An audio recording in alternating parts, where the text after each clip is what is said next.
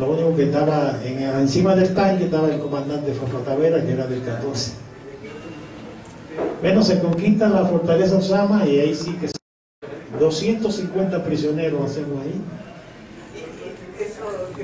Porque inclusive se sacó una foto de un dominicano enfrentando a uno de los invasores que tenía su ametrallador.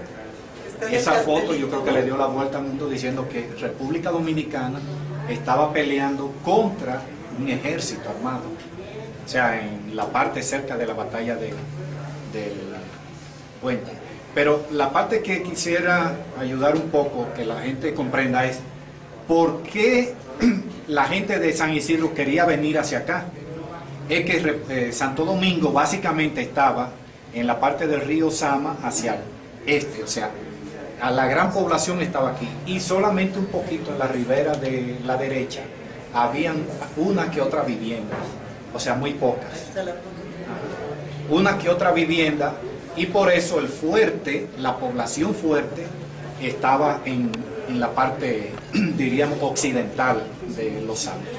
Y también ayudar un poco en lo que fue el comando central y el gobierno provisional de Camaño, que lo organizó en lo que hoy es la parte colonial, o sea, en el Conde. Hay un edificio, debido a que el Palacio Nacional pues estaba ocupado y tenía todo el problema de la guerra, pues él decidió organizar.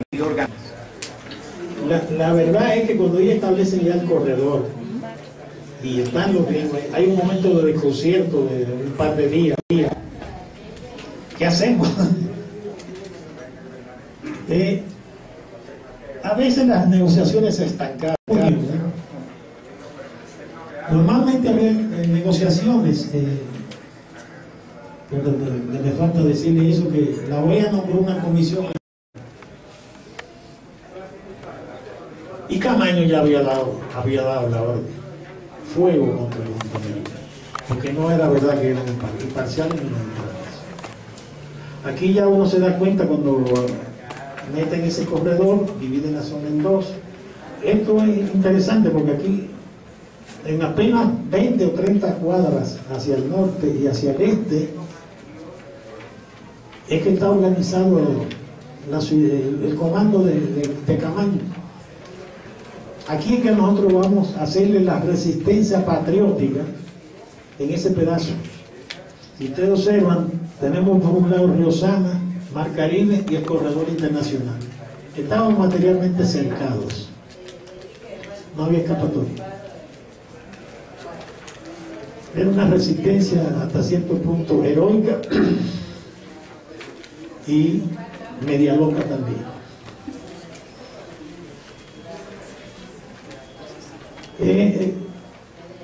Una vez que ya ellos establecieron la ocupación, le digo, reorganizan entonces otra vez las tropas de las provincias, vuelven a otra vez instrumentar el ejército y le entran a la zona norte, y en 15 días peinan esa zona y hay un montón de muertos y heridos. Y nosotros ya nos quedamos aquí. Ahí vamos a durar mayo, junio, julio, agosto, hasta septiembre, que es que se forma un gobierno provisional. El acuerdo fue ese, gobierno provisional, que va a celebrar elecciones.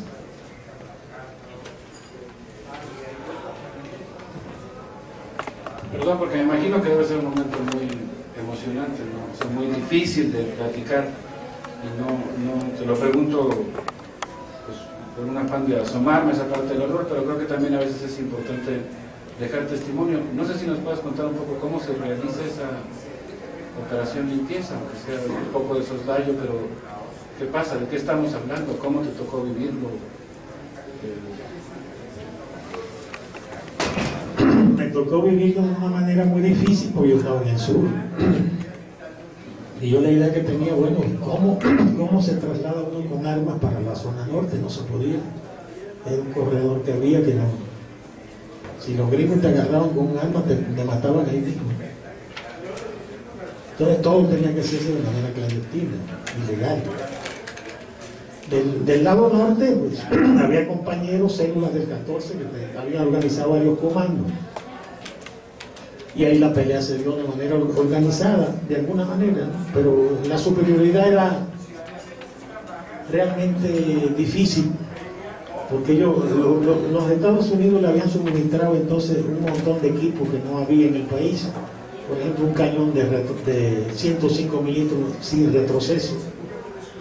Yo lo vi, por ejemplo, cuando nos pararon en varios combates que hay. Ese cañón te volaba la segunda planta de un edificio de un cañonazo. Bueno, cuando uno se le subía a un segundo o tercer piso, tú disparabas con un Mauser. Pero tenía que bajar de ahí en 3 minutos porque volaba en la segunda planta. Ese tipo de armamento le fue suministrado a las tropas aquí. Y por eso es que el combate fue muy desigual. Aunque de este lado, por ejemplo, se habilitaron unos vehículos que uno le formaba planchas, ¿cómo se llaman? Planchas de fierro, para hacerlo como un tipo, como un tanque improvisado. Pero de todas maneras, no era lo mismo. Porque también el parque que tenían la gente que estaban combatiendo aquí era limitado, no podían recibir 2 o 3 días.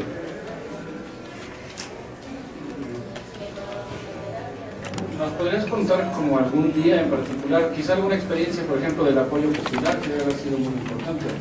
Si no hubiera sido por el apoyo popular, no hubieran podido ustedes aguantar ahí, pero quisiera como una experiencia que nos pudieras contar, que nos dé idea de lo que pasó, que nos dé una idea humana.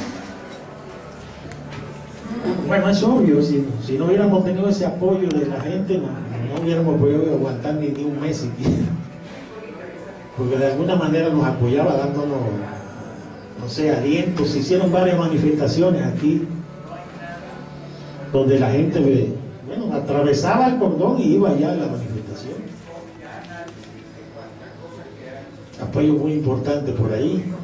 Las mamás, ¿cómo participaron? Mi suegra, ¿cómo participaba? Con varios hijos estaban en ese movimiento, ¿no? Mi suegra. Bueno, mi mamá lo que pasa es que es una mujer con mucha valentía, ¿no fue? Tenía que aguantar, por ejemplo, éramos 6 hermanos y los 6 andábamos metidos en la bola. Entonces, pues no le quedaba otra. Tenía que apoyarnos de una u otra forma.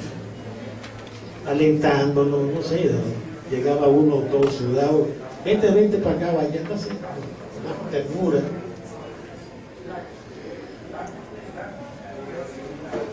Pero en esos días tú llegabas a tu casa, ¿o estabas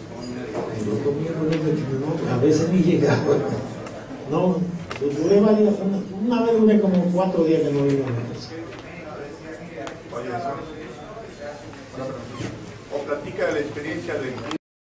Que por ejemplo, donde estaba Camaño, que era en la avenida, en la calle El Conde, fácil, habían disparado como unos 5.000 morteros de 81 y de 120 milímetros. Eso, cuando truena, barre un área como de 25 metros a la redonda.